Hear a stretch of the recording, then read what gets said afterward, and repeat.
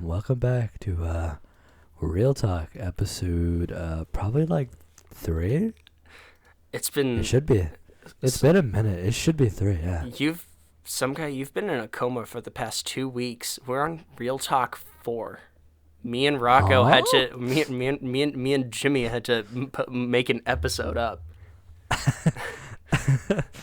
It was Huh? he was just screaming at me about why Skylanders Imaginators could have been so great, but instead they put cars in it instead.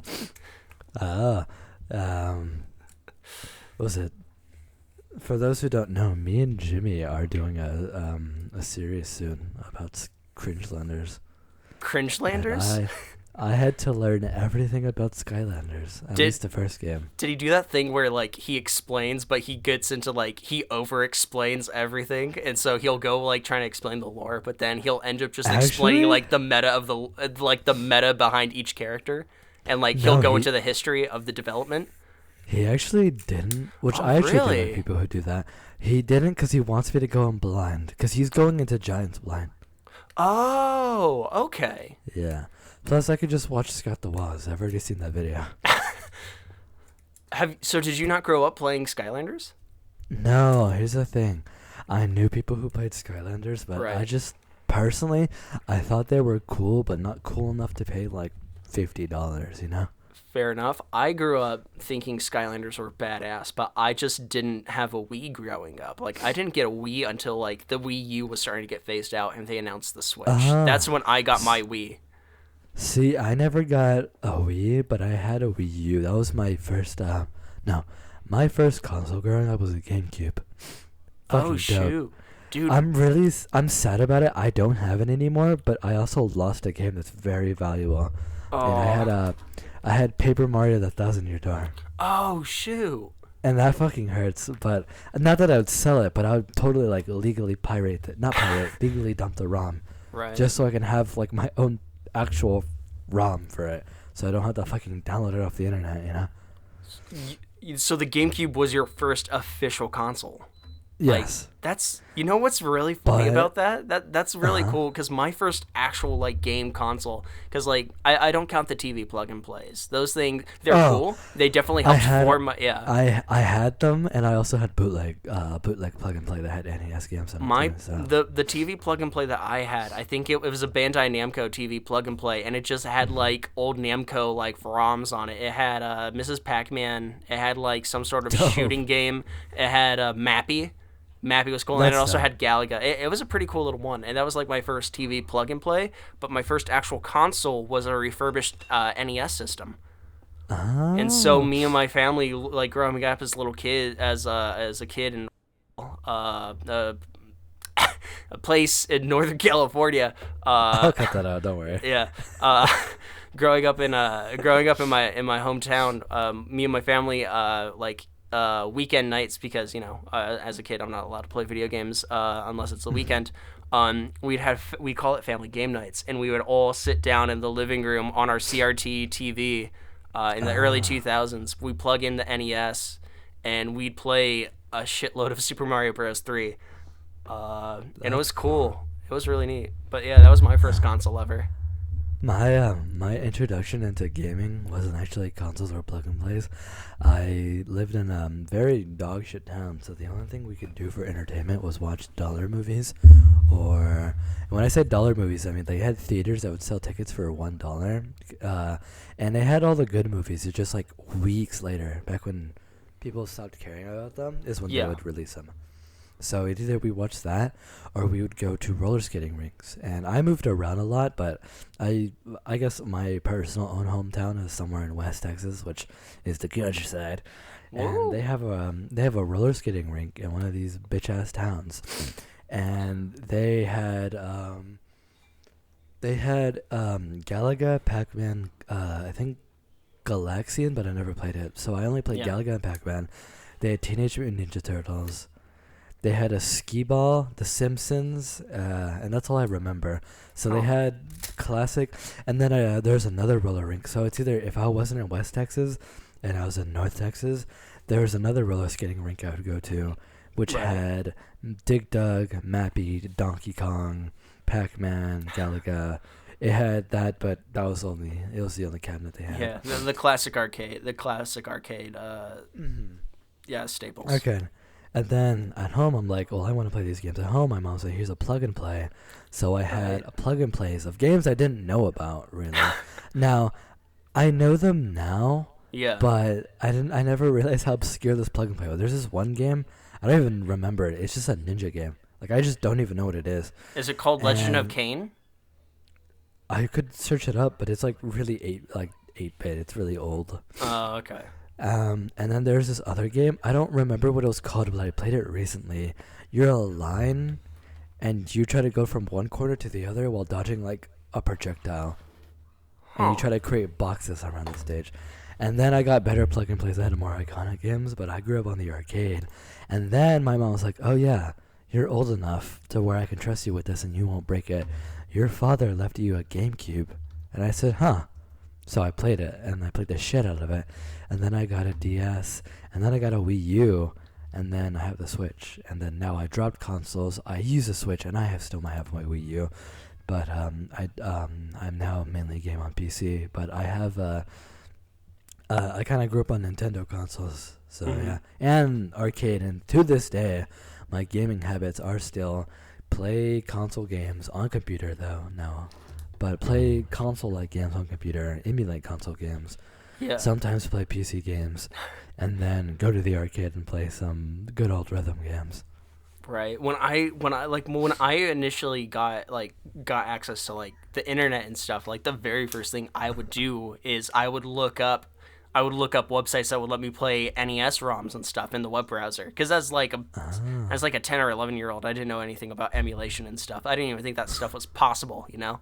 Yeah. But that's man, good memories. Good memories. I'm just thinking back to like I would be so excited whenever like it became Friday because it means like, oh, I can play the Nintendo after dinner, and then I would become like I'd sit there and I'd just play it, and then it'd become my bedtime, and I'd be so bummed because like 7-8-year-old me is not, his ass is not good at Mario. And I get like to World 3 and I would want to like keep going and keep pushing myself, and my parents were like, you have to go to bed, and the NES doesn't save your game progress in Super Mario Bros. 3, so it's like, no. Tragic. Yeah. What's your favorite console? My favorite console? Growing up, I always felt like I was like a console behind because I had the Nintendo. We I didn't was we as didn't well. ever get the GameCube. We didn't ever get the GameCube. Shoot, yeah, no, we were stuck with the we were stuck with the NES for the longest time, and my parents did not get the Wii. Because my best friend had the Wii at his place. I could go over to his house and get the Wii. When I did get the Wii, that was a pretty magical moment because I got Zelda Skyward Sword on it and Zelda Twilight Princess. I beat Skyward Sword, and I actually enjoy Skyward Sword quite a bit. I know like there's a little bit of like kind of an ass game because of the fiddly stuff you have to do with the Wii Motion Plus thing. That didn't bother me at all. I think the people that complain about it are spoiled. Be That- with Persona 3. Me, every time people complain about the battle mechanics in Tartarus, I'm like, y'all are just filtered. It's not bad at all. I think so. I think it's just I don't know anything about Persona 3, so to speak. What about Persona 3 makes it so like Okay. to where people shit on it, but it's kind of undeserved in your opinion? So, Persona 3 has every Persona game you can control your party members. Yeah. Persona 3, you cannot. Oh, is that it? Is that the Uh, only difference? That's the only difference. You can't control your party members. You have to use this thing called tactics, which tells your party members what to do. Now here's the thing. Every single person who complains about the battle mechanics never bothers to learn how to use the tactics, which is really easy to use. Oh. And the game is balanced around using the tactic system. So I I've played see. the game. I never beat the game yet. I'm still Mhm. playing through it because my data reset at like near the end. Unfortunately. No. But I had my very first run through. I had the because I heard people bitch about it. I'm like, okay, I don't want to deal with that. I had the control party members. Once my data reset, I said, fuck it. I'll just play the game normally. And then I was like, wait, this is fucking easy. It's like, it's not even that bad. And it's like, playing with controllable party members is easier because the game isn't balanced around you being able to stun lock every single encounter. Right. Because if you have controllable party members, you can stun lock almost every single enemy in the game. And you can do that in the normal version. You just have to get a certain command that says knockdown, and you have to micromanage it. You have to do a little bit more work just to stun like enemies, but not that you really need to, because you shouldn't really be stun locking enemies. You should just be able to kill them. Right. Although it is very funny to stun like enemies, but that's why everyone hates it. They're like, and then the main dungeon, which is Tartarus, it's one big tower, 6 sectors, or 6 blocks. Right. Each block has one song, and it's the same song, and it slowly adds more and more the higher you go, which I think is cool. But people complain about that, and I'm like, well, in Fez, they add other songs that you can switch to, and also you could just mute the game and put on your own music, because honestly, even in the newer games, like if you stay in a palace for too long, or a dungeon in Persona 4 for too long, the music is just going to get annoying anyways, so it's like, yeah. And plus, to me, I think the main Tartarus song is just background noise. I don't even pay attention to it. I just put on a podcast. It's hard for me to, like, I don't know if anyone else would have this issue or if this is just a me thing. I feel like I got the game. I'm playing the game. I'm enjoying it. If there's music, I'm listening to that music. It's almost like a smack in the face to whoever made, like, the soundtrack for the game for me not to listen to it while playing the game. I'm the same way. It just depends on how I feel, because usually I do just listen to the song. Right. The Tartarus theme, or the other song themes that they put in the game. But sometimes I'm like, I also want to watch podcasts. So sometimes I do that. I feel like whenever I do that, because there have been times when I have played a game and I'm like having a podcast maybe playing in the background that I'm interested in. I'm either doing one or the other. I either can't play the game well and I'm listening to the podcast, or I'm playing the game and I'm really focused on the game and the podcast is just going by, and then I suddenly realize, oh wait, a podcast is going. Oh wait, what are they talking about? Oh man, and then I had to go back and rewind it. The only game that I genuinely just mute the music every single time I play is BTD 6, because I've heard those songs for hundreds and hundreds of hours. Right. Every single time I play. Those songs are already ingrained in my mind. I don't need to hear them anymore. Right. I think that's different. I think once after you've got like reached a certain amount of hours with the game and like you know all the songs tried and true, I mean, I think that's excusable. I'm talking about like maybe first playthrough, second playthrough or something. It's like, I don't know. Oh, yeah. Like, I think you should be listening to the music. Not that it really matters. If you really don't like the music in a game, I guess don't listen to it. So what was your favorite console growing up? Oh, my favorite console. What was the... Shoot, man. Wii? Nah, 3DS. That's not a console, though. That's the handheld. Yeah, that's a handheld. That's the handheld. But, man, the 3DS... My favorite handheld would also be the 3DS. I fucking loved it. I mean, if you really like the 3DS over, like, any of the consoles, I'll take that as the answer. I mean, the thing is... This is going to be a slightly different sound. As for the console, I would have to say, I guess, the Wii, man. The Wii really was there just for a lot of my childhood. Like, I have a lot of vivid memories of, like, after school, me going to my best friend's house, and me and him either, 1, playing Skylanders, or 2, we would play New Super Mario Bros. On the Wii, which was an amazing game. Great game. And we would just we just do that. Sometimes we would go to his house and we'd watch Doctor Who off of the Netflix app on the Wii. Like, it was great. The Netflix channel. Yeah, the Netflix channel. Yeah, on the Wii. Exactly. Yeah, they didn't call it apps; they called them channels. But yeah. So I guess the Wii is my answer. But despite, like, you know, that being my favorite console, like, I always have, like, before getting consoles, I've always played with handhelds way more than I've done with the consoles. Like, I think my first handheld I ever got was a lime green Game Boy Color that somebody gifted me a copy of Link's Awakening, the DX version, so I had color to it, and that was my first ever true like Zelda game, and oh my goodness, it's such an amazing game. It's so beautiful. I love the theming of like this little dream world and stuff. The music, I could talk a lot about it. I do not know why I have not gotten the remaster for the Switch yet, because that one, it looks so beautiful as well. But like that was my first handheld, and so the Game Boy Color was cool. I then got do you know of the Nintendo DS Lite series? It was yeah. I'm assuming a lot of people know. I've owned every DS model besides like the original. What about did you ever get the Palkia and Dialga exclusive edition? Shut up. Did you not ever get that? No, I've had a DSi, I've had a DS Lite, I've had a 3DS XL. Actually, I've never had the original 3DS. I only had the XL version because that's the only one my mom could find, which is a W. You know what? 3DS XL.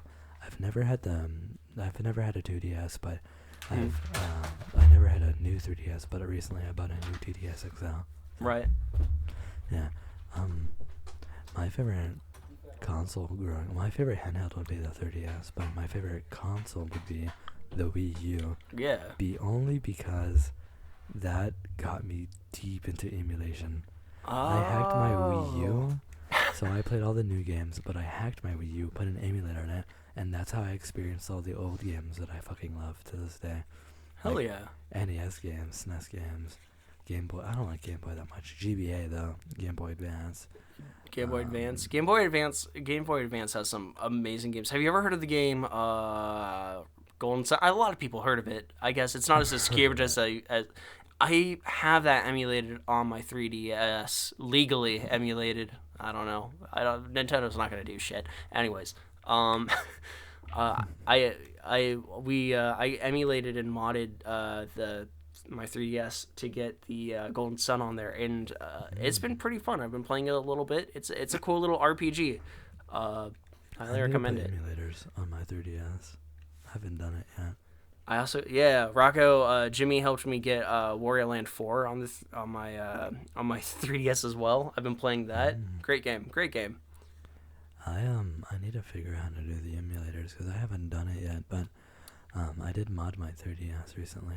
So, well, not recently. I modded it when I got it, but I did mod it. So, my favorite, I think I have three really good GBA games that I really love. Mm-hmm.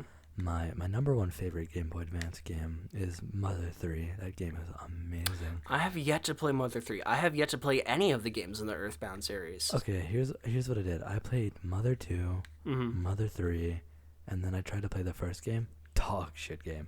I want to beat it one day, but it's so painful to cut through. It's because it's an NES game. Right. It's an NES RPG, which is I awful. mean, Final Fantasy did it better. Yeah.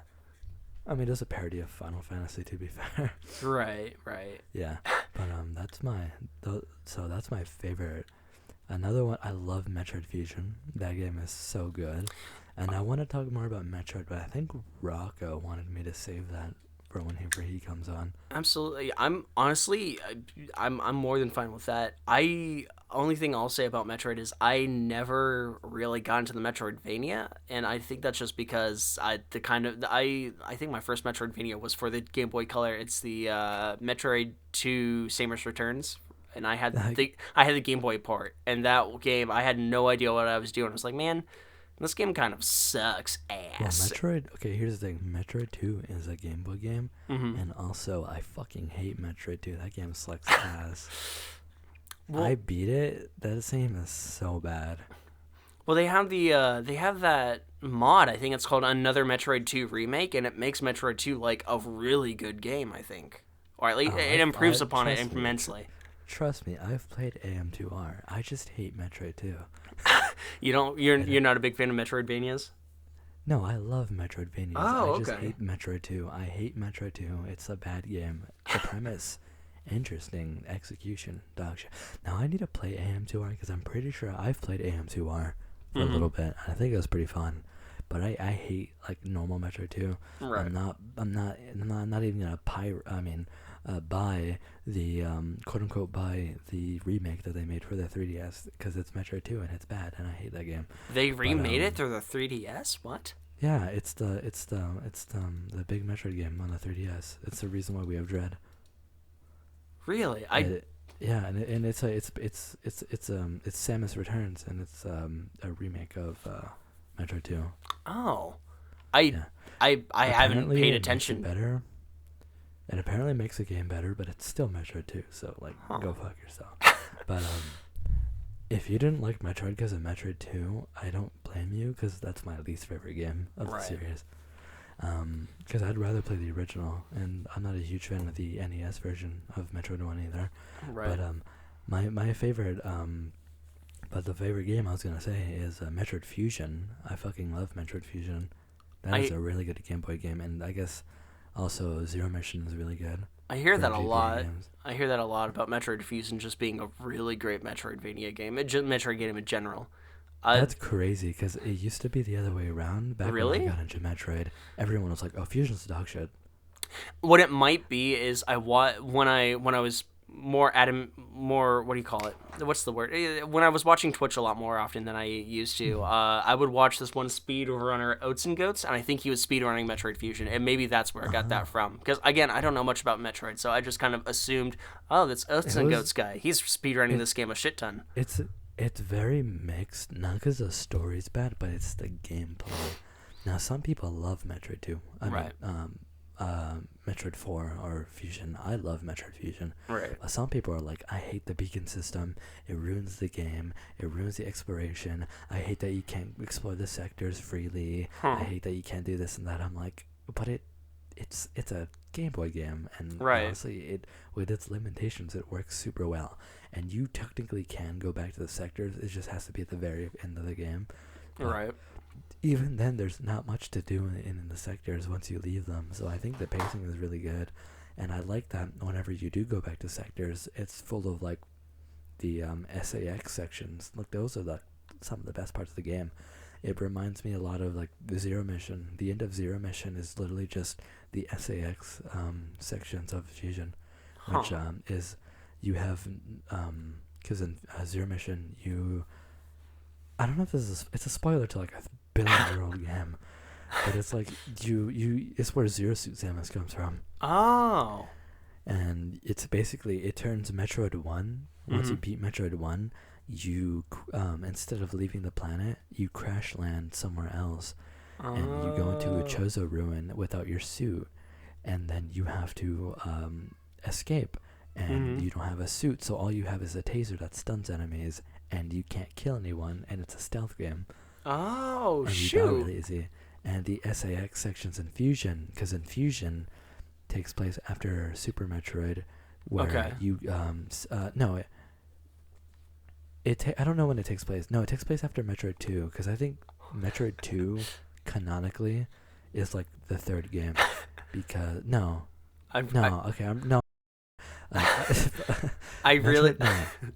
Metroid 2 is your whole point of that game is you try to kill every Metroid, and then at the end of it you find a baby Metroid, and then Super Metroid the baby Metroid gets stolen, and then after that all the Metroid are gone, and you have and then the Metroid were actually a natural predator of this thing called the X, which is a virus. You get infected by a virus, you get a vaccine, and then you're the only one who's immune to the virus, and that's like why you're weak in Metroid Fusion, because you're part Metroid. Yeah. But I think the game is fucking amazing. I've been way too long on the tangent. I wasn't gonna go on to I was about to mention, it's really funny how you said, I want to save it for until Rocco gets on the podcast, and then, honestly, it sounds like there's so much more Metroid to talk about. There's so much to talk about.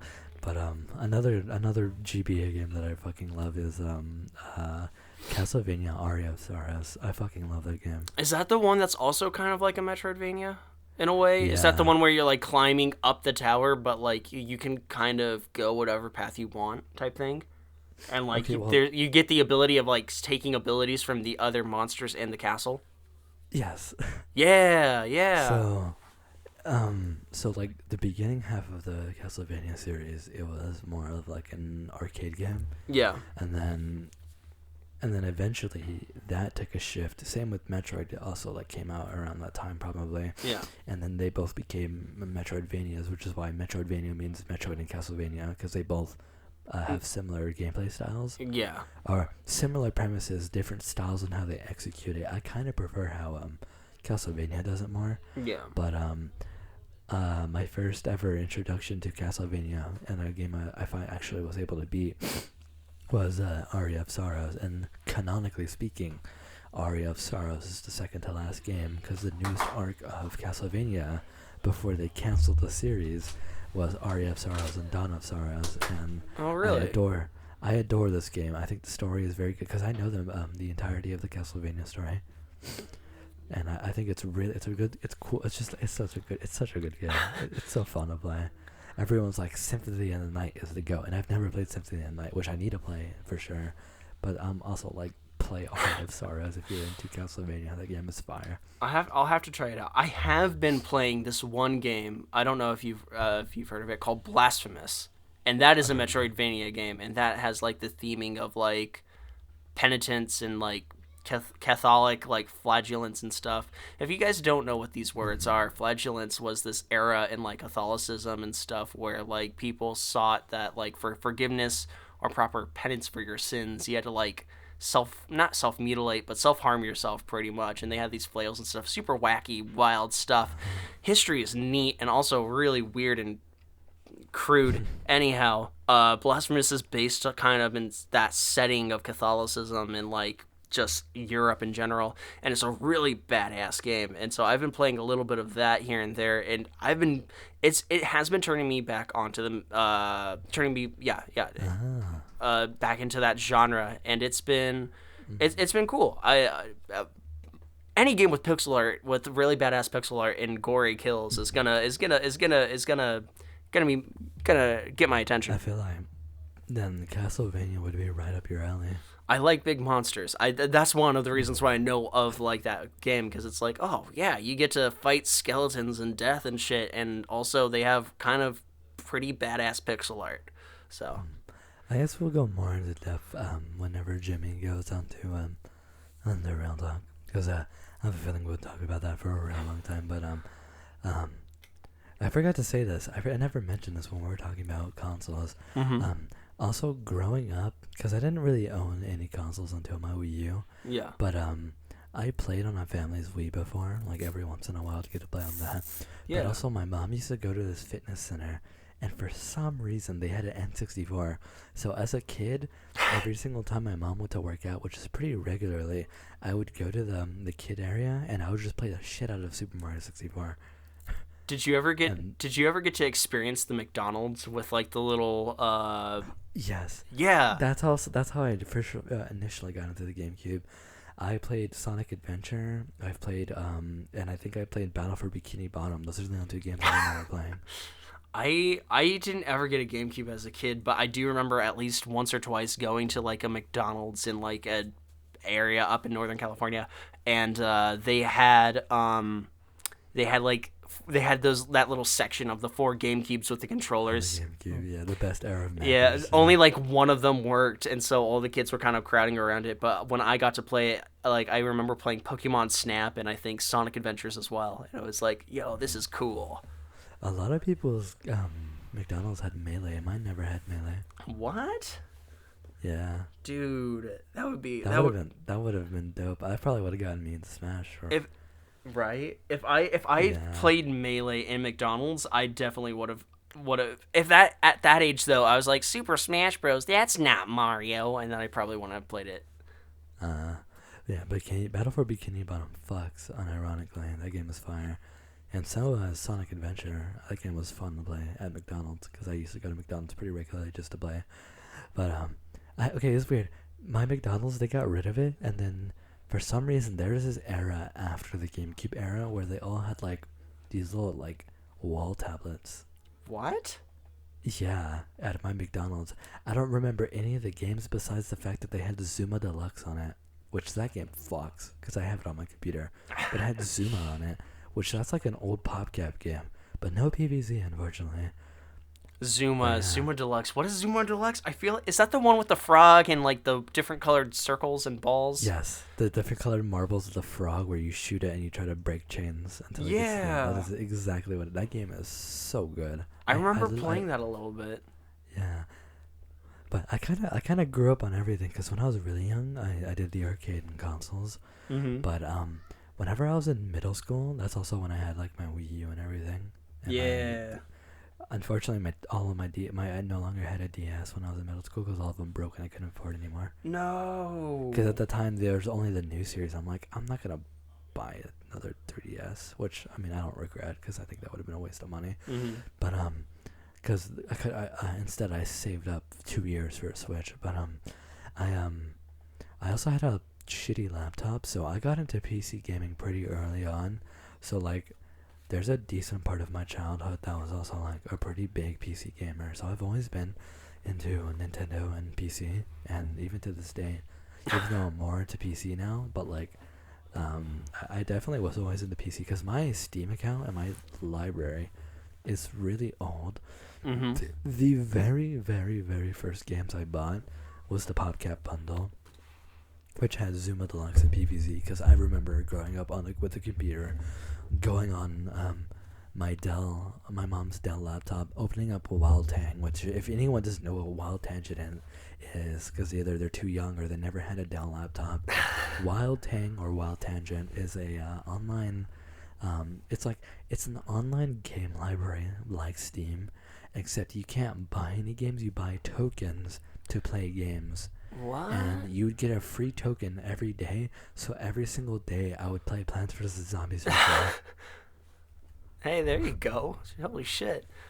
That is. What? Yeah. Whoa. Hopefully that gives people a blast from the past. I'll put an image up because I know some very specific people in America know what Wild Tang is, but they may not remember the name of it. Wild Tang. Yeah. I played PVZ, and then I bought it on my computer, and then I also bought Don't Starve because I fucking love. That's a game series that I recently fell out of because I just didn't feel like playing it anymore. Right. But whenever back in the day, like Don't Starve is a survival game that me personally have been keeping up with ever since it was in beta. Yeah. So I've known about Don't Starve since the beta of the very first game, and then once the DLC Reign of Giants came out, Yeah. and once Shipwreck came out, once Don't Starve Together came out, once Hamlet came out, I was like, I've kept up with the series for basically the entirety of its lifespan. Right. And I think it's a great game.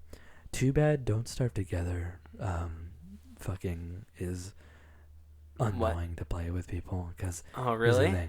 the single player game, brutal, super hard.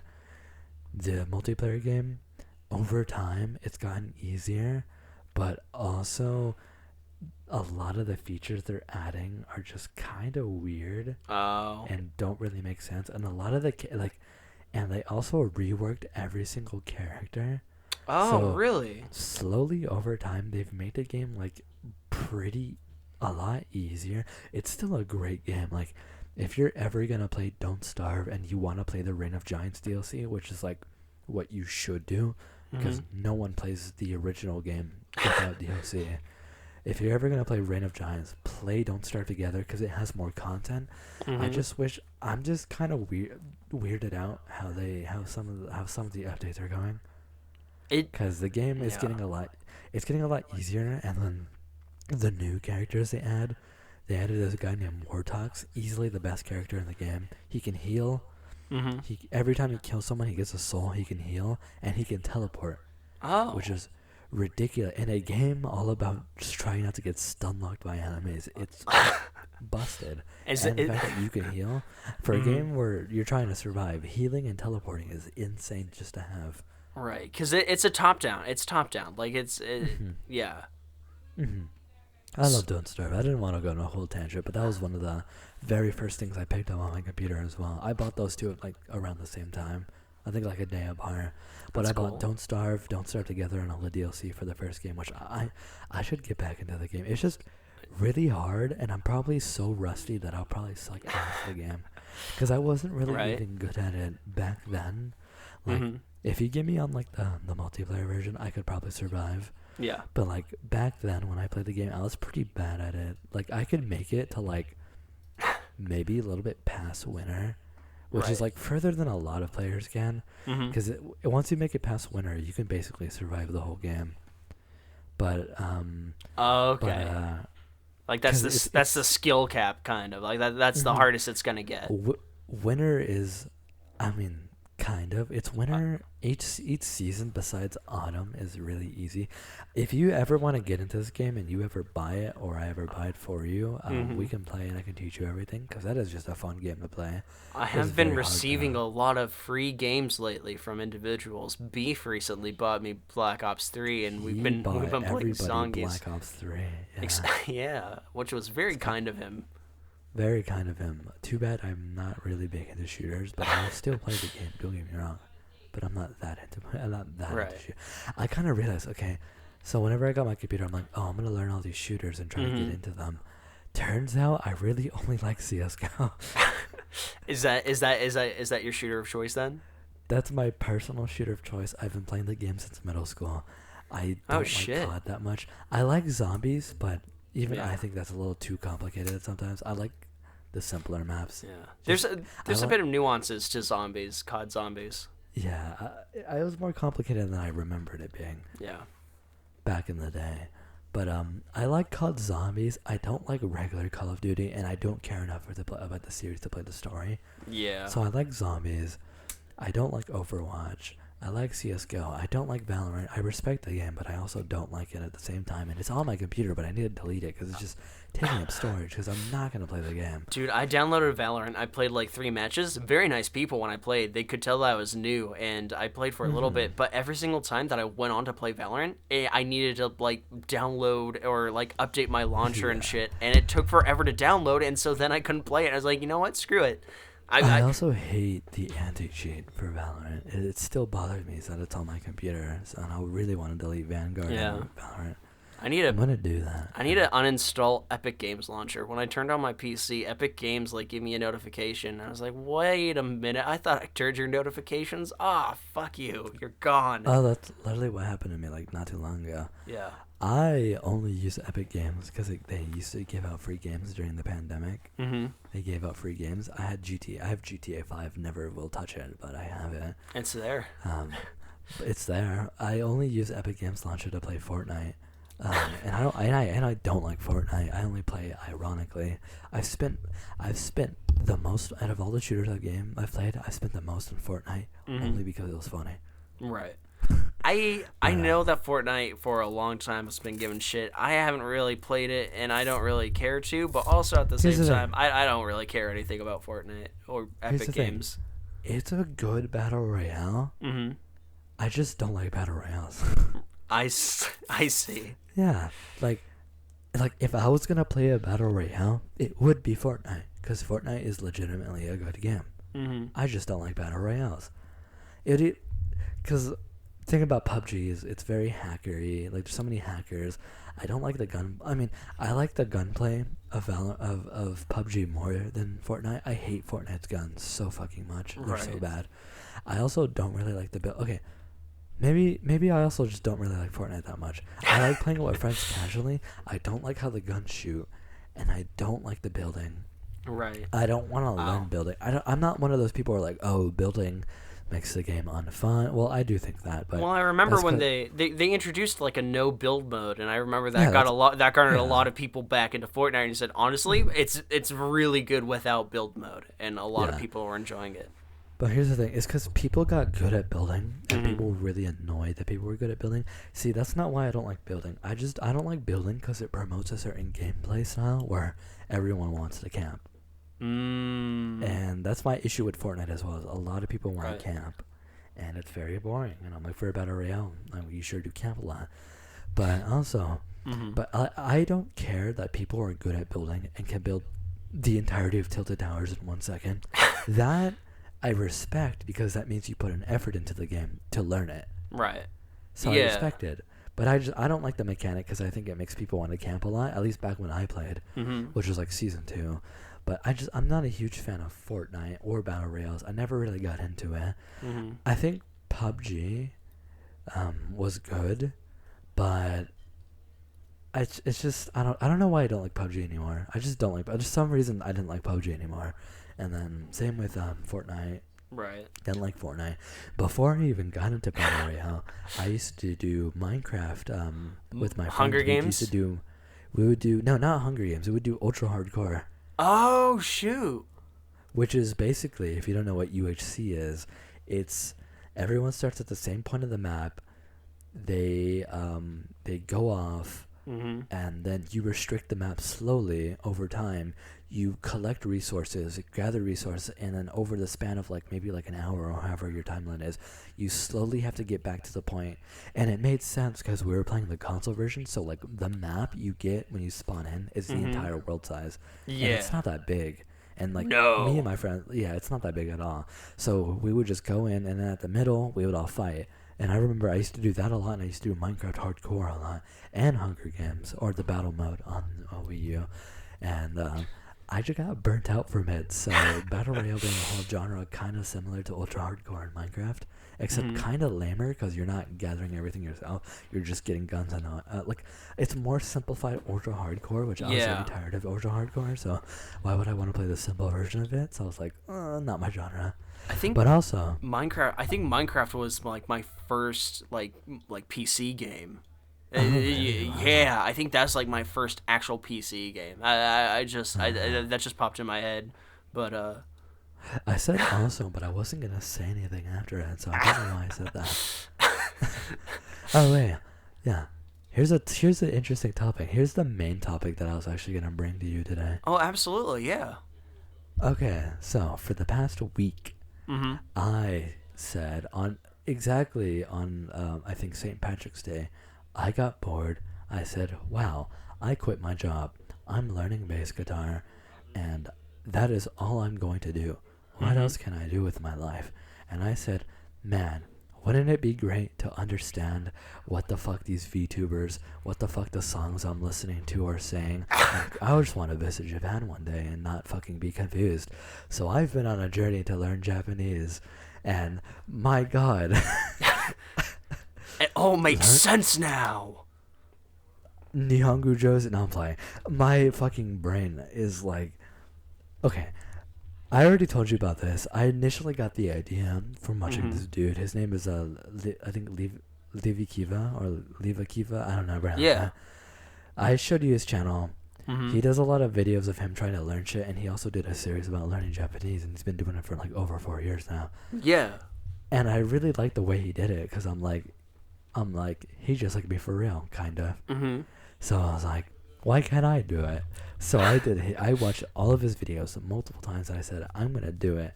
And I've been going on for 2 weeks now. Hell I yeah. think total of a little over 12 hours. And I know for a fact it's going to take me 4 years. But I said, if I start now, by the time I get out of college, I'll be pretty competent. Right? Hell yeah. Yeah. So Japanese grind set. I never would have thought I would say this because I hate school. I hate. No, I don't hate school.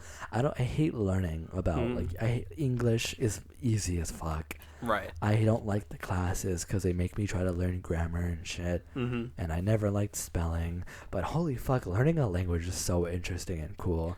Right? I never would have thought I would be fucking interested in this, but I think I fucking love learning languages. They're so cool. Yeah. Yes. Yes. Point to copy. Why? Yeah. Absolutely. Continue. Okay. There's a lot that I could talk about this, but this is your moment. Continue. Okay, yeah, okay. So, here's my background. I speak English, and I'm Mexican, who also doesn't speak Spanish. I want to learn Spanish, but my Oh, hold on a second. Ladies and gentlemen, philology, the study of human language and how they evolve over the areas and centuries, is a very big interest of mine. Languages are badass. Cultures are cool. That's why I'm jabbing so well with this conversation, because nothing... Oh, he's back. I'm back. Yeah, sorry. My mom was just like, "Oh, what are you doing right now?" I'm like, "I'm talking to someone." She's like, "Don't stay up too late." I'm like, "Oh, I don't plan on it. I'm so tired." But, what was it? Okay, okay, Learning language. okay, yeah. Japanese. I don't speak Spanish, Mhm. but my philosophy was that I wanted to learn something that I also don't have to, that I don't, that is harder. So then by the time that I get to Spanish, it won't be as hard. Because here's the thing. Mhm. I don't understand Spanish, but I know how the language works already. Mhm. Like I actually understand how it works. I don't understand the words. I don't know. I don't know. But I actually understand the grammar. And even though I'm not a fluent speaker, I still speak very little Spanish in my daily life because, Mhm. just because I'm Mexican. So it's like I'm not that into Mexican culture, like the music and stuff, as Right. much now. But I feel like when I get older, I definitely want to. I want to learn the language, but like right now, I'm in my little weep phase. I'm saying, why don't I learn the harder language that's gonna take me longer to the Right. point where I get comfortable before I learn a language that I'm kind of already familiar with. So Absolutely. I kind of wanted to challenge myself in a culture that I very much am interested in, Mhm. compared to Spanish, where I'm like I'm already living the culture, so there's not much to get interested about because I'm already Mexican. Yeah. It's like all the stuff that people are like gushing about Mexican culture. I'm like, oh, that's just daily life for me, baby. You know what I mean? Right. So it's like I want to learn the language, but I don't want to do it right now. But I do want to learn in the future. But like I mean I want to fucking Japanese. Japan's fucking cool to me. It's not this magical wonderland, but Mhm. I think it's where all my media I listen to is Japanese. So it's like, well, I already like, because here's the thing, people are like the best way to learn is from immersion, and I already Yeah. have a lot of content to immerse from Yes. just because I'm naturally into that. Now, the helps- guy I'm watching, Yeah. what he's doing is he's doing input-based learning, and I'm gonna do the Mm. exact same thing. Input-based learning is learning from immersion, Yeah. because that's how he learned. Because originally he wasn't an English speaker, but he learned English from playing RuneScape, which I think is fucking cool. But That's super I badass. wanted to learn Japanese because I want to visit Japan one day. I'm also a sound engineer. I also think it would be cool to just to visit Japan. Right. But also a lot, like, I'm not a weeb in the sense that I watch anime, but I'm a weeb in the sense of literally everything else. I listen to a lot of weeb fucking cringe ass music. Mhm. I read a lot of manga. I don't like anime that much. I play a lot of games that are anime related. I Mhm. mean, I don't even want to talk about the amount of times I've been to round one. Like, holy shit. But I want to speak the language. I think it's a fucking sick language, Yeah. and I've been trying to delve deep into it. And for the first 2 weeks, they say go on. Like he was like, you can do whatever you want. I went on Duolingo. I learned hiragana. No, Mhm. yeah, hiragana. I'm gonna pronounce it in an English way because I'm not gonna try to pronounce it in a Japanese way because that could build bad muscle memory. Right. So he did hiragana and katakana.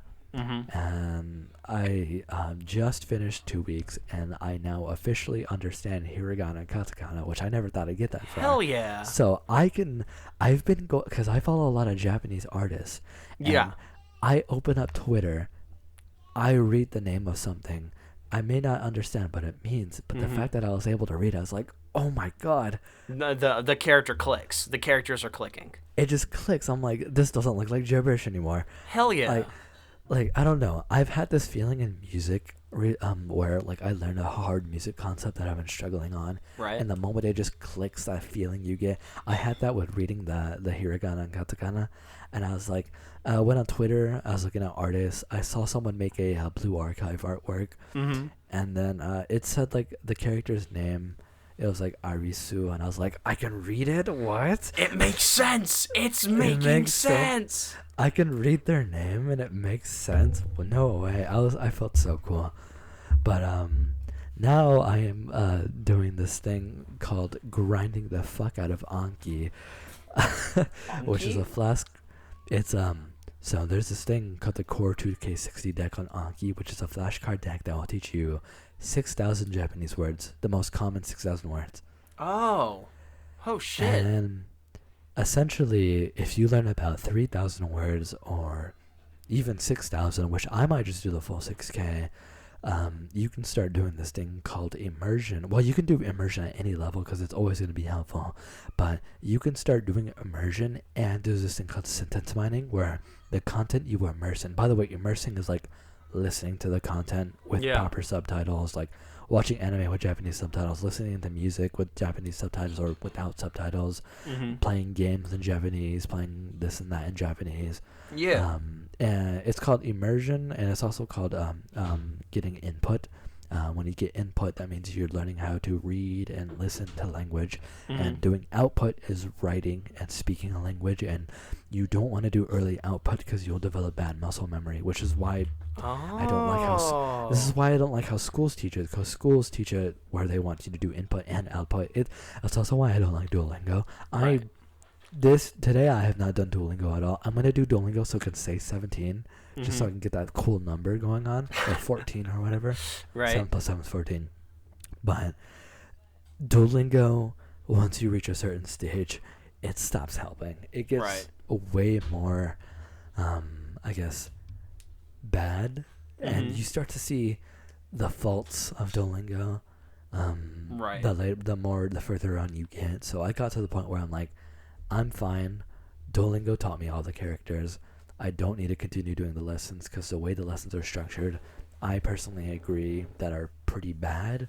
Yeah. Or it's also just not the way it's going to teach me. Like, I'm not going to learn off of Duolingo, so I'm going to stop using Duolingo.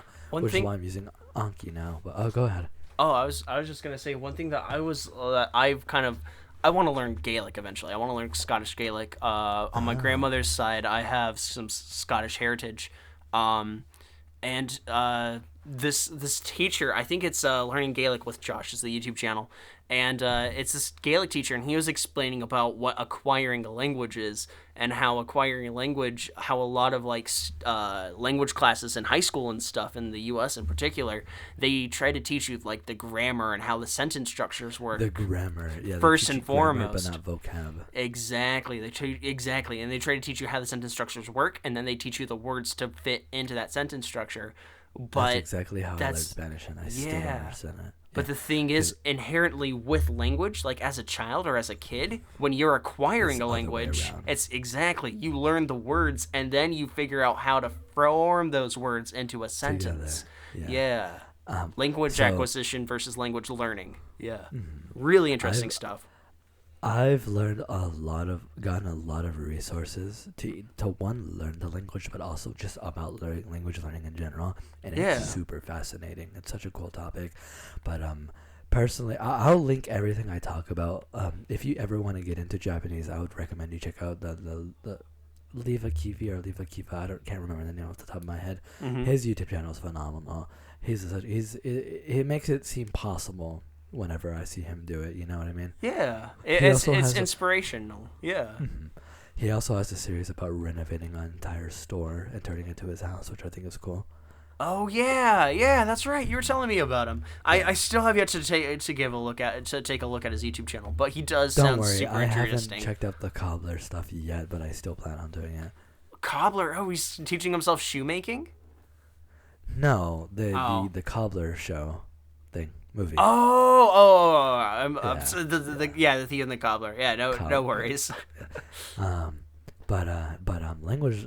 Yeah, but what Ant-Man was saying is that the best in schools, how they taught me Spanish was I understand the grammar of Spanish, but how am I supposed to use the grammar when I don't know what any of the words mean? Yeah. Like, I know how to read the alphabet, a Spanish alphabet. I know the stupid fucking song that goes with it. And I know how the grammar works. I know how to do conjugations. I know how to I know the O form. I know the male and female versions of every word, or how to identify them, except for when they're weird. And my Spanish teacher said, and I quote, that person was on tequila when they were making the language, which I thought was funny. But I don't know any of the fucking words. So how am I supposed to read this shitty ass book that you're trying to make me read? So it's I understand how the language works, but I don't know the words, so I can't actually use it. It's like it's backwards. It's ass backwards. It's so backwards compared to learning the alphabet and then learning the words and then learning the grammar. I'm doing a little bit of both. I'm learning the words and the grammar. Shout outs to Take Kim's Guide to Learning Japanese. God fucking bless. They teach you pronunciation. Even Hell yeah. even if you're very early on a language, it still helps to learn some grammar. Yeah. Because here's the thing, I was learning hiragana and katakana, but I was like, but why though? Right. And then I read Takem's Guide, and I'm like, that's why I'm learning this. You know what I mean? It explains why I'm learning the things I'm learning. And I'm like, okay, well, why is there little dashes? It's like, oh, it's to make the certain other sounds. I'm like, okay, well, why? Interesting. What's up with the Y sounds? It's like, they're written like this, and this is how you say it. I'm like, oh, that's cool. I'm like, so I was like, why am I learning katakana? It's like, so you can say foreign words in Japanese that Japanese people use regularly. Okay. Or it's like, why am I learning hiragana? The reason why you want to learn hiragana is because every single character, unlike English, is how you pronounce stuff. So like, whatever is for the hiragana, that's how you would pronounce it. So whenever you see hiragana, it's literally just spelling out how to pronounce it compared to English where it's not. Oh, so hiragana is the what I mean? phonetical spelling of words. That's the word I was trying to say. It's a phonetic alphabet. Oh, that's super cool. Which I didn't know phonetic alphabets existed, but I think it's so smart. I wish English was like that. 'Cause, Yeah. like, English is like, because here's the thing. Okay, I saw this video from this dude. I don't remember his name, but I'll link his channel for sure. He makes skits about learning Japanese and Japanese life. Okay. And one of the jokes was things you need to things that you know whenever you're learning Japanese. And one of them is that learning Japanese is really just learning English, which I didn't get the joke until I got deep into it. And oh my god, I've learned a lot about how the differences between Japanese and English, and honestly kind of how English works. Right. Cause I watched videos, I'm like, okay, English is stress based. I'm like, what? It's like whenever you say words, you kind of stress out the sounds compared to like a tonal or phonetic based languages. Yep. Which Japanese, it's not exactly a tonal language. The tones are the accents, Right. but it's not how you pronounce the words. Like a tonal language Right. is like Chinese, where like depending on like the pitch you say it at is like I believe mean a different word. Oh, really? Interesting. Yeah. So like you have to pronounce it in the proper tones or you won't make any sense. Compared to Japanese, where they have this thing called pitch accent, which by the way, you don't need to learn pitch accent until you're outputting. It's good to know about it before you get into outputtings. It's just a good thing to know about. I see. But you don't really need to dive into it until you start getting to the point where you're starting to speak it. But pitch accent, if you don't pronounce every word, sentence you say has a certain pitch to it, and if you don't pronounce it proper, you'll sound like a foreigner. Oh, okay. So it's to get the authentic Japanese accent then. You'll sound like you're having an accent instead of like speaking proper Japanese. Right.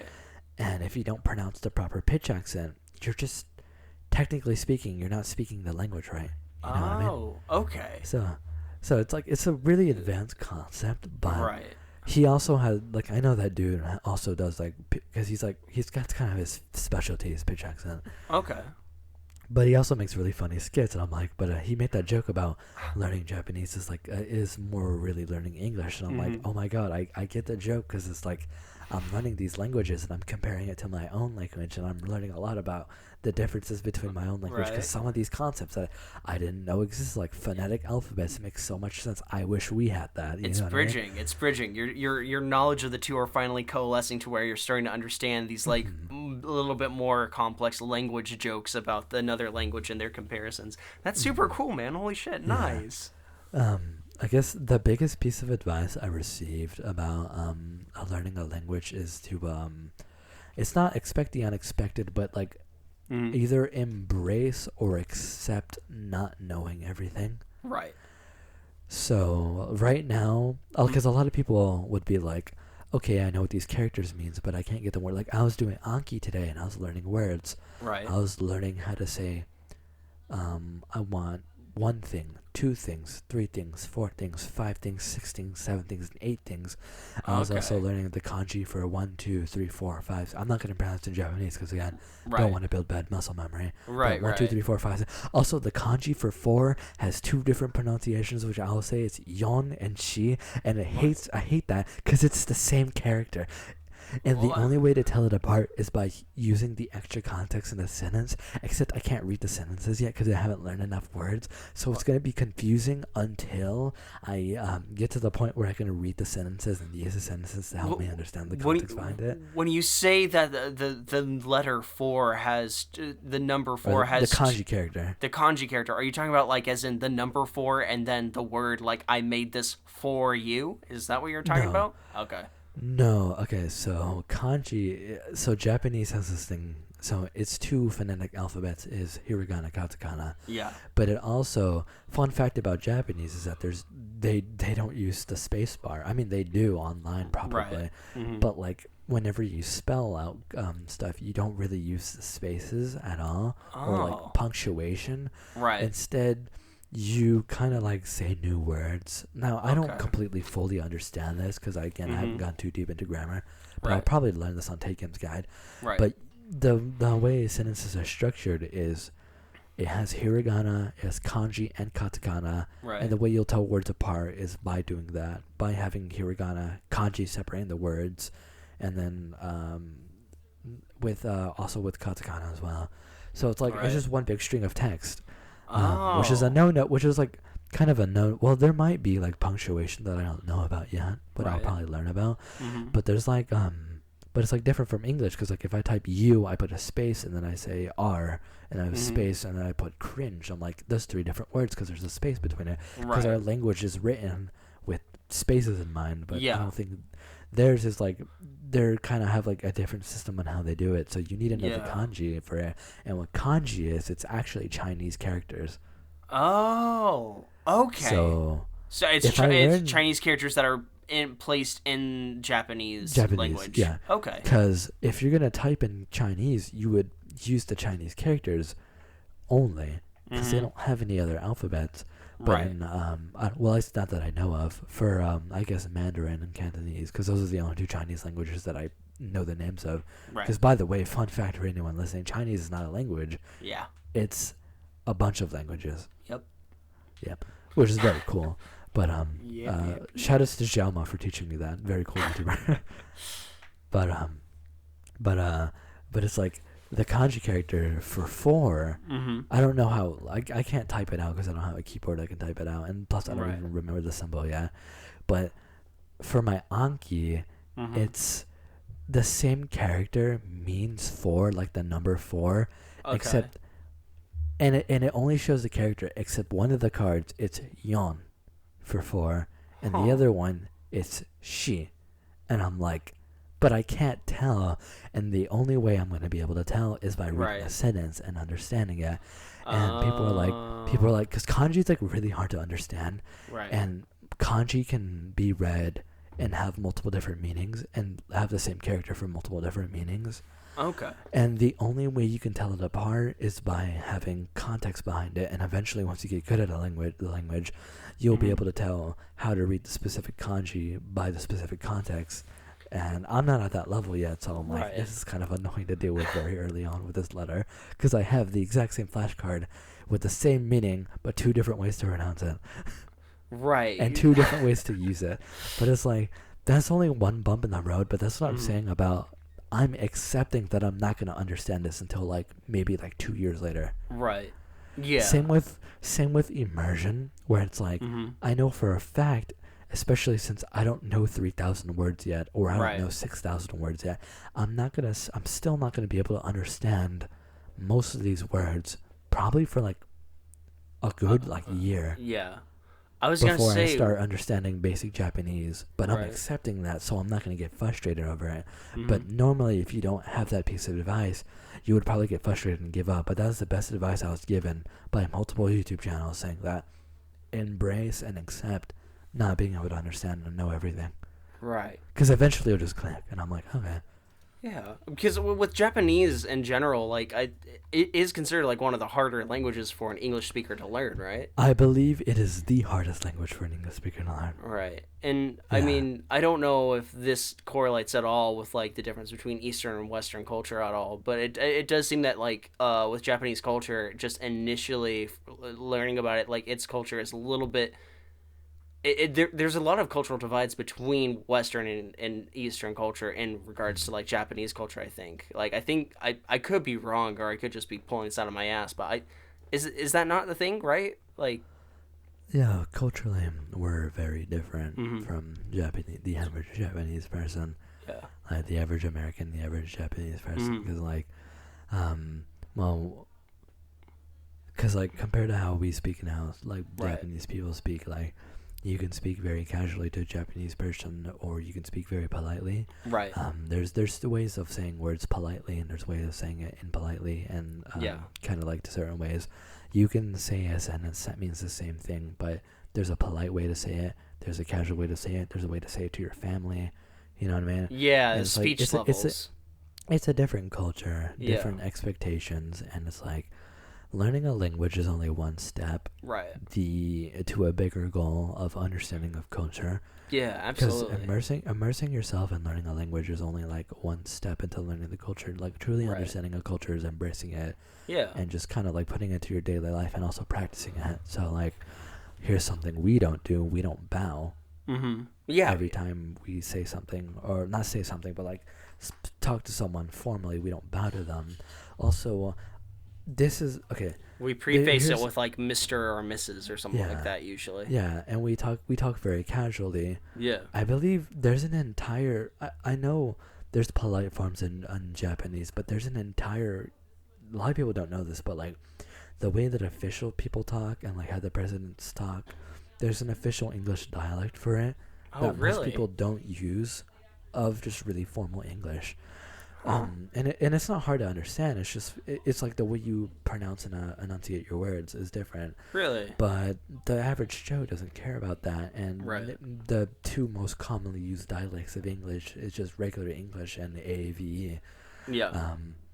Obviously, the most young people speak AAVE and also speak Mhm. normally, depending on who they talk to. Some people only talk in AAVE, but not saying that's an issue. I'm just saying, Right. like, that's just something. Again, another thing I learned about just from learning about languages is that English technically has dialects. I didn't know that, Yeah. but I mean, I don't know if this is a dialect or more of like just like a southern bumpkin thing, but you know, like you ever been to Louisiana and the way they talk and stuff, like it has their accent and the way that they speak and their phrases are derived from the Cajun / Creole like French influence there when the country was first formed and stuff. And there's a lot of individuals in Louisiana that speak Cajun French, which incorporates itself into the language itself. yeah. Like Baton I- Rouge. I would argue that is pretty much a dialect of English. Yeah. It probably is. But yeah, it's like our culture. It's like, I guess like we're just very different. Like, and like, well, me, I pick up from a lot of culture because like where Mhm. I live, it's like there's so many different kinds of cultures. Like I Yeah. have a friend who's from Korea. I know Mhm. I have a lot of friends who are from India. I have a lot of friends. My best friends from Puerto Rico. I have a lot of people who are from Mexico. I have a lot of people who are just born in America who are white and Right. black and whatever other race I'm forgetting about. And it's like over the years I've even picked up stuff from other cultures. I've had a friend, I believe he was Vietnamese, Mhm. and he introduced me into the take off your shoes before entering the not they didn't necessarily care about the house, but like take off your shoes before going onto carpet. And now Mhm. in my house, my mom and them, they don't care about that. But if you're gonna enter my room, I only wear slippers in my room, or I go like Really? with my socks on. I don't Yeah. even touch with my shoes. But that's a piece of culture I picked up. But a lot of Americans don't do that. I know in Japan it is Yeah. very big, and Yes. to some people it's a culture shock. But to me, it's like I picked that up from another Asian culture, so it's like. But it's like I've picked up stuff from other cultures over the years, but it's like that's the thing that most Americans don't really care about. They don't really care about what shoes you wear as long as you're not putting on their bed. You know what I mean? I guess. I mean, it's actually a Even shock to me to hear that there's other people that don't care about like shoes in the house. Like yeah, I've I was definitely about gone to to say people's houses without like, and I've asked even them, hey, can I wear my? Is it alright if I wear my shoes, or would you like me to take them off? And they're like, oh yeah, you can take your shoes off. You can keep them on. I don't really care. But because at my place, we always take our shoes off before we come in. But I think that's more of the fact that it's there's it's a also carpeting thing, you know. there's also like a Spanish. Like I know there's a lot of like Spanish speaking countries where like the same thing, Mm-hmm. take off your shoes. But like it's an Asian and Latino thing for like kind of Latino thing to like take off your shoes before entering the house. Yeah. Like Well, my best friend, they take off all their shoes before entering the house. yeah. Well, Every time I don't really visit people's houses, but if I'm gonna visit Mhm. your house, unless if it's my grandma's house, because she does not care, and her house is literally not no carpet in sight, so she Right. definitely doesn't care.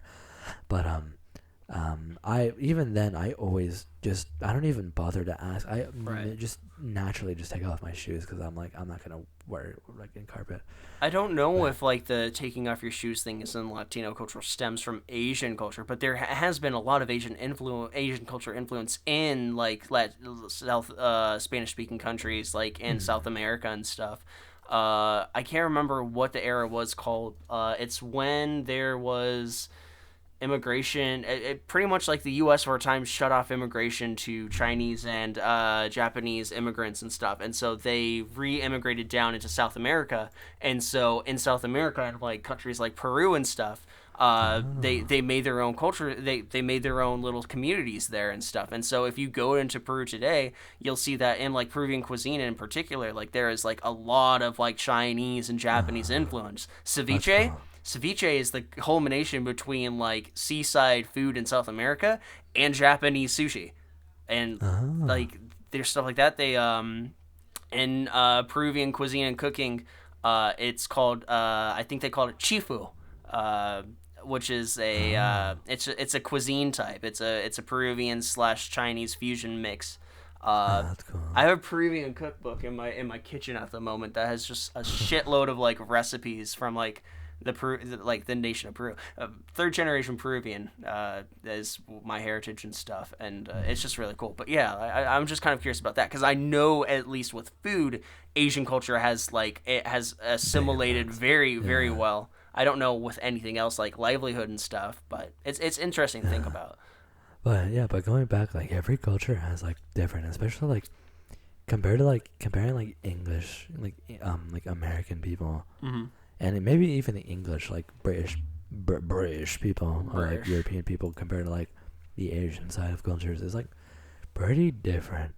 So it's like the like language yeah like it may like it being the quote unquote hardest language for an English speaker to learn isn't gonna discourage me from Mhm. learning it because the thing about learning a language is that it's a linear goal.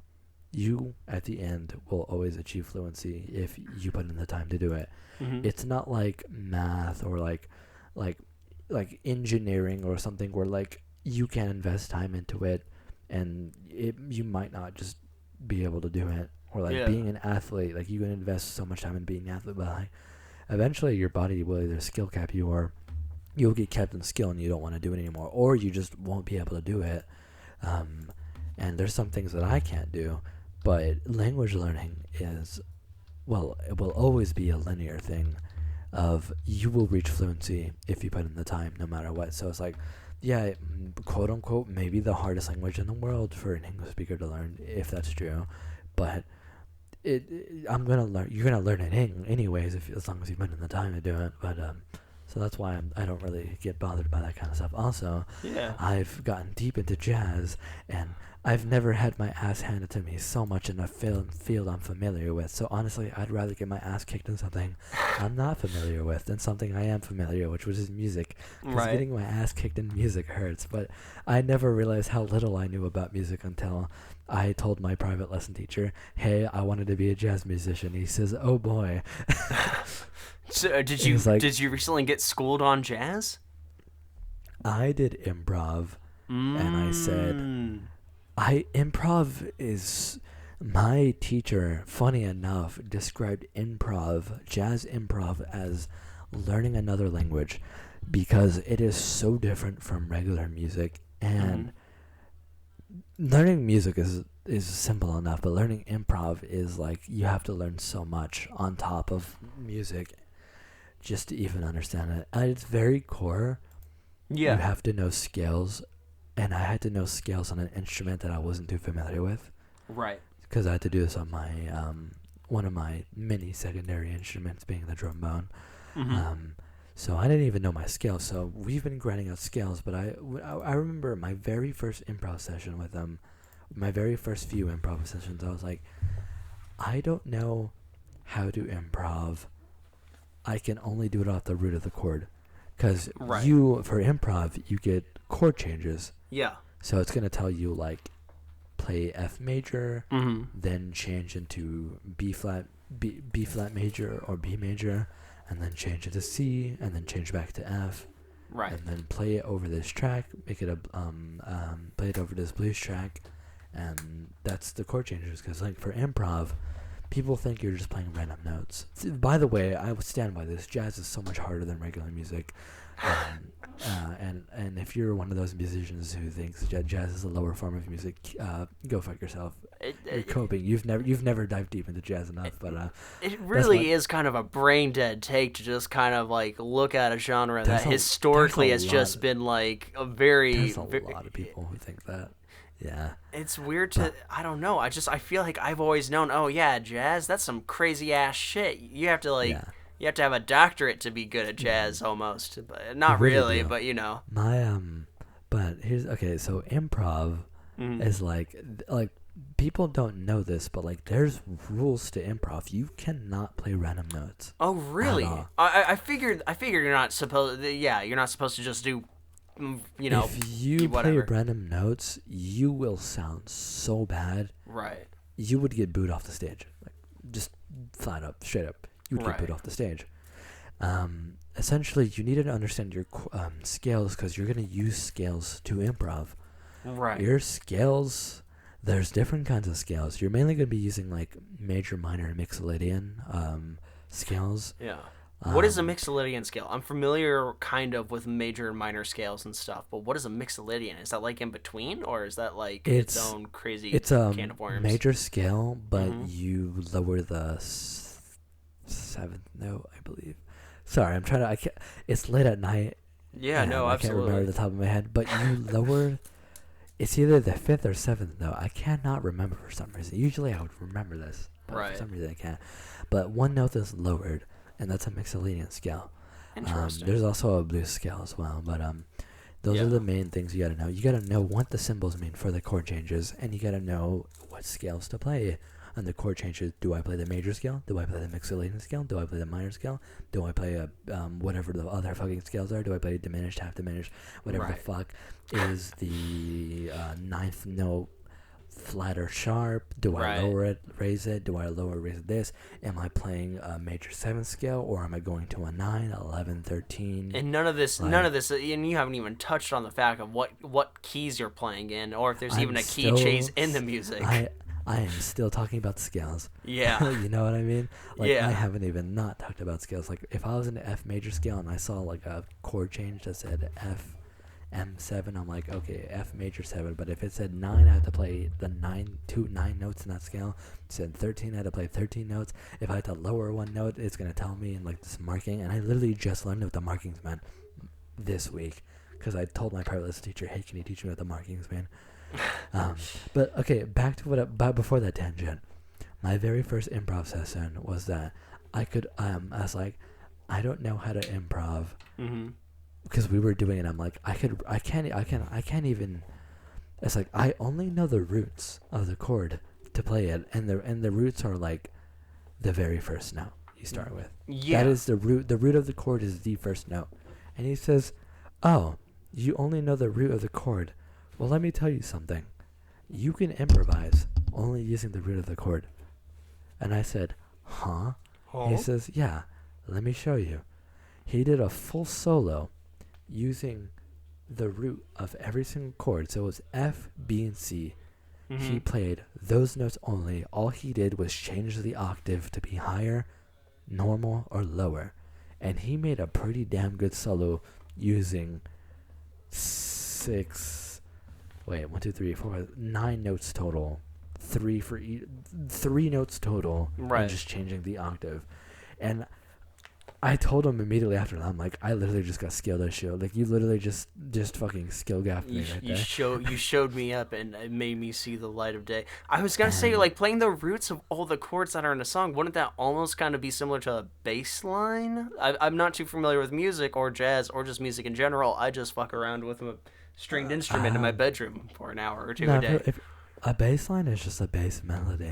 I see. You can play the root of each chord, but like you can also like that's like a very if you're playing the root of a chord for a bass line, you're playing a pretty boring bass line. Right. I'm So- assuming so, But he's like he told me that the thing about improv is that people think too much about it. They try to go too fast, they try to add too many notes, when in reality you can make a decent solo only knowing the roots of the chords or the arpeggio or the triads of a chord. Arpeggio and triads the same thing. yeah. That's and where every you're playing scale- each individual note of the chord kind of separated but quickly And- together, right? Not really, kind No? of. All right. And- Skill and issue our- on my end. And arpeggio is a part of a scale. We're still talking about scales here. Okay. Is a part of a scale. It's the first note, the third note, Mm-hmm. wait, and I think the seventh note, and then you're back to the root in a higher octave. So, let's say the F scale would be bum bum bum bum bum bum bum bum bum bum bum bum bum bum bum. The arpeggio would be bum bum bum bum bum bum bum. I did that in the right pitch. Holy shit. Oh, Yeah, okay. it would only be like 4 notes. Bum bum bum bum bum bum bum. When the whole scale is dun dun dun dun dun dun dun dun dun dun dun dun. Okay. It's the certain notes that go dun It's like the main backbone structure of the scale Yeah. itself. Okay. Pretty much. Yeah, that's what a triad or a triad is, like the jazz term. I still use arpeggio. It's the arpeggio of a scale. And eventually I was grinding away, and I've been grinding away scales. I've been getting so much better at improv on trombone. I hate trombone. But eventually I'm going to take this knowledge and put it on the bass because that's going to be my main instrument. Hell yeah. But I took my knowledge of like, okay, well now I know I can improv using the roots of the notes. And I remember when I first got into improv, they were trying to make me do the arpeggios, and I couldn't do Yeah. it for shit. But now I was flash forward a couple like months, I was able to successfully do an improv without looking at like a scale sheet to like help me remember the scales Hell yeah. using the arpeggio, which is very basic to do. But for me, who went from not knowing how to improv at all to being able to improv using the arpeggios, it felt great. I was like, Yeah, oh my god. you have a sense of accomplishment. There's that feeling that you've achieved a new level of understanding improv. of your instrument and just music in general. Yeah. Yeah, but it's like but like some of the people in my jazz band, they can improv phenomenally, and at some point I feel like, wow, I feel like shit. I'm like fucking dog shit compared to them. Right. But then I was like, nah, let me just grind this out. It's a lot harder than it seems, and I may have a very basic level, and I'm starting to get into the intermediate phases. But I went from nothing to be able to improv off arpeggios, and now I'm starting to add in more notes.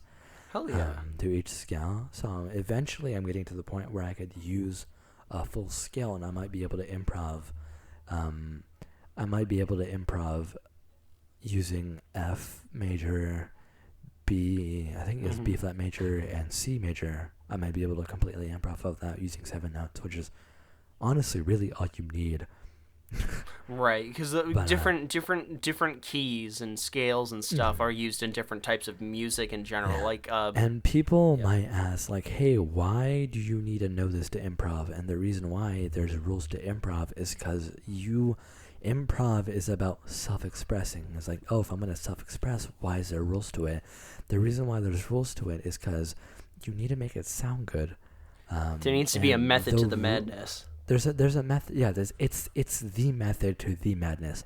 Improv can sound as free and as cool as you want, but as long as you follow the rules, you can play it properly. And here's the thing: you can play every single note whatever you want. You just gotta change the chord. Right. So, improv can be literally as free as you want, as long as you understand the chord changes.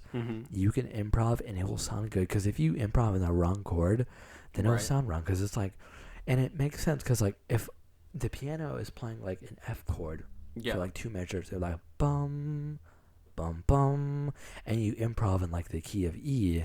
Right. It's gonna clash because you're playing the wrong notes. Yeah. But if they're playing an F chord and you're improving off the F chord and you're improving off using the F scale, Mm-hmm. whatever scale you're using, that it's telling you to use or that you Right. came up with, that you eventually you don't even fucking get the indicators anymore. Like some jazz stuff, you just fucking go. Like Right. you're so good that you just know it already. I'd like to take a quick little moment because we're talking a lot about chords, scales, and notes and Music stuff. theory is confusing, but it's Yeah. very interesting, and It you is have very to know interesting. music theory. I to do improv. I know the definitions and stuff, and most of the time, Jimmy does not know what a chord is, and I didn't even realize that was a thing that people might not be aware of. If Oh, just quickly to let people know, notes usually are assigned with letters. It's how we divide like our music into different parts. Let the jazz guy take it away. I could try to describe it in my own way, but honestly, I don't have a great grasp. But okay. yeah. Chords are very important. So let's say you hear like a group of guys singing, Mhm. and they all harmonize on this one note. It was like ha, but like you listen into it, and one of them's going ba, and the other one's going ba, and the other one's going ba, and the other one's going ba, and it sounds like one beautiful harmonized note. That is Yes. a chord. It is multiple notes stacked at the same area to make this one grand beautiful sound, Yeah. or ugly sound, or spooky sound. Chords don't always sound nice. It's like mixing colors.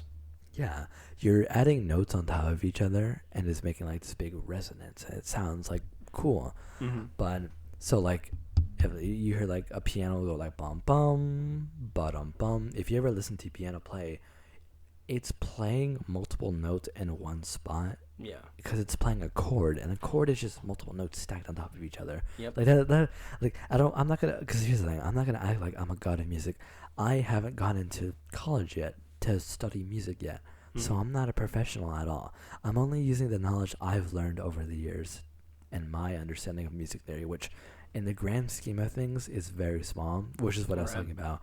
I thought I knew music, and then I got my ass handed to me the moment I got into jazz. Right. But that's also why I love jazz, though. It's like it's fucking great, but it's like chords are just notes stacked on top of each other to make like one sound, big sound. beautiful, one big sound, pretty much. Yeah. And you'll notice it if you hear it. Obviously, you just gotta listen for it. But if you ever hear Mhm. like a really climactic scene and it ends on one note, and like you can kind of hear like different pitches and like this one giant note, that's what a chord is essentially. Yeah. And for improv, you hear a chord, and then once you hear the chord, your music, or if you're just goated with a sauce and you just can hear the chord and know what to do, you Mhm. just do it. You'll play a scale that goes along with the chord, so everything fits in. Because if you play an F scale on an E chord, you're playing the Right. wrong notes, and it's gonna sound like you're playing a different song, and that's why that's why you have to follow the rules. Once you know the rules, they'll be so deep into your mind that they're not even gonna be, because at very first when you improv, Right. it's very restricted because you're like, oh, I thought this is self-expression. This is stupid. Why is there rules to this? This feels very restricting. Mm-hmm. But then the moment you try to break those rules, you're like, why do I sound bad? And then you start to understand the rules, and you start to play around with the rules, and Yeah. then you don't, and then you start to realize that, hey, I shouldn't work against the rules. I should work with the rules, and then the rules become second nature. Then you start improvising, and you start going free like a butterfly, and that's Right. what freeform. And then there's freeform jazz, which is literally just insane improvising and just playing stuff that kind of sounds weird. And you know Right. what? Whenever you improv, because it's still self-expression at the end of the day, if you're playing a chord and you want to play a wrong note and it will sound weird, but you think it will add a cool effect, you can technically do that, because it is still self-expression at the end of the day with improv. Your music. No one could tell you how You're- to make it. One thing I learned from jazz from a college professor who told me this was that jazz is taking something from the world, digesting it in your body and bringing it out back into the world with your performance. Not every performance is the same because you have different people each time.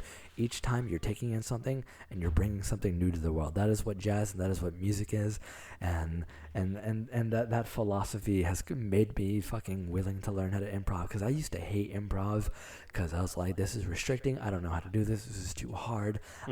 I had really bad experiences of being forced to improv when I didn't know what I was doing in jazz competitions, so I felt really self-conscious about improv, but eventually I just kind of learned to embrace the madness, learn what I'm actually doing, understand that I will not get bad, call back to learning Japanese, except not knowing things and knowing that one day they'll click.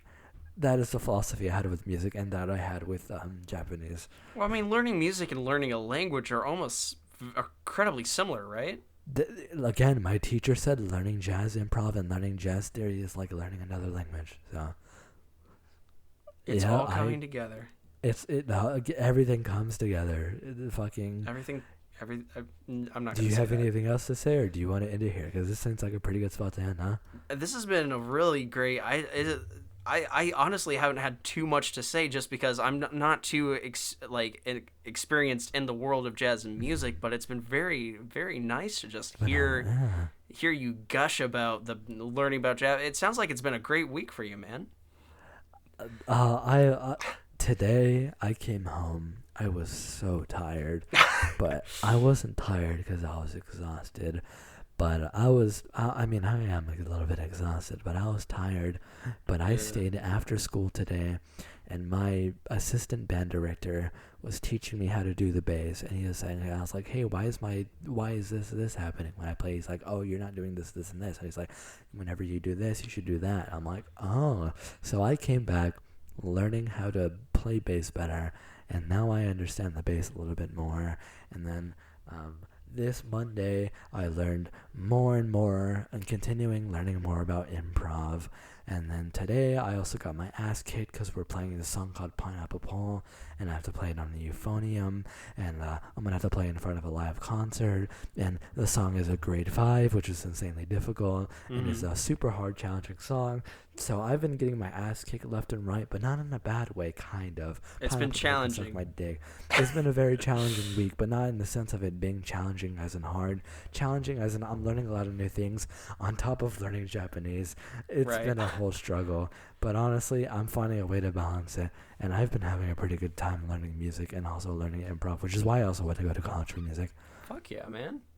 Yeah. But I kind of took over the episode, but I had a feeling that I was going to take over the episode once I introduced the main topic for my portion.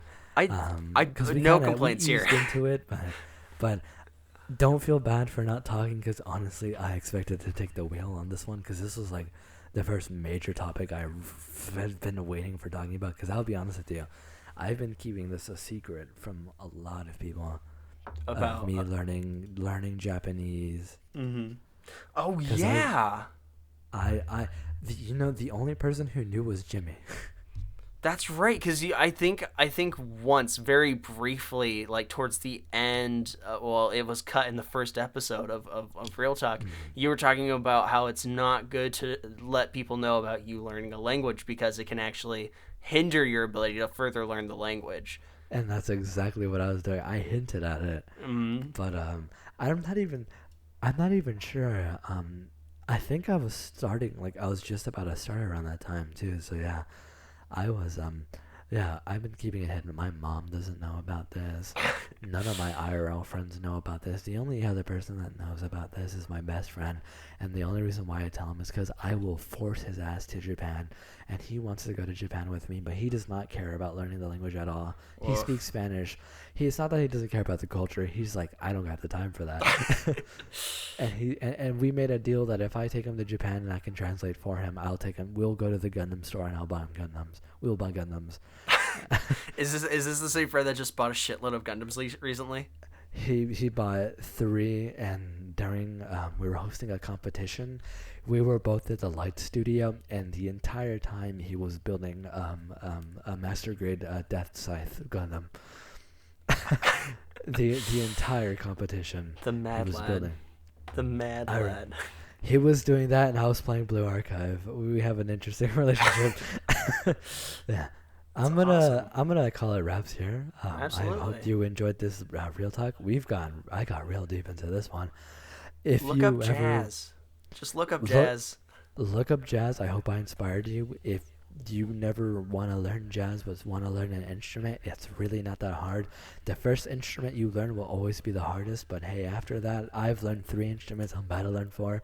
So yeah, just if you're trying, essentially the goal of this episode is if you're trying to learn something, go at it. Because I've been pushing myself to learn new things, and You I've been having a blast. you can find tiny, small, portable keyboards for ridiculously cheap at like Salvation Armies. That's like my Oh first yeah, keyboard I ever got, and you know what? It was badass. So I mean, yeah. nothing wrong there.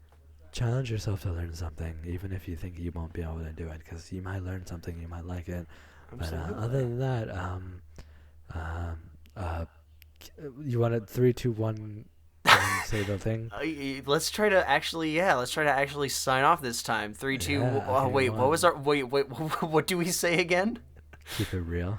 Keep it real. That's right. All right. Okay. All right. Three, 3, 2, two, 1. one. Keep Keep it it real. real.